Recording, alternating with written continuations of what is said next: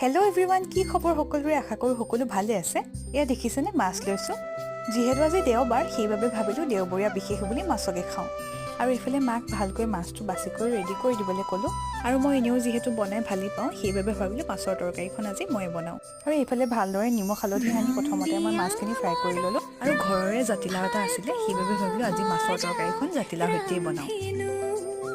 এইফালে বেঙেনা ফ্ৰাই, ঘৰৰে জাতিলাওৰ সৈতে মাছৰ জোল, মাছৰ পেটু ভাজি আৰু ভজা মাছৰ সৈতে আজি আমাৰ দুপৰীয়াৰ সোৱাদ লগা থালিখন ৰেডি হৈ গ'ল।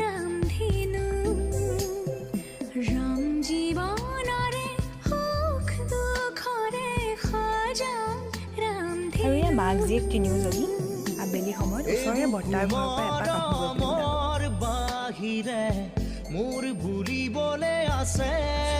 এনেকৈ আমি দেওবাৰৰ সময়খিনি পাৰ কৰিলোঁ। আজিলৈ আহিছোঁ, বাই।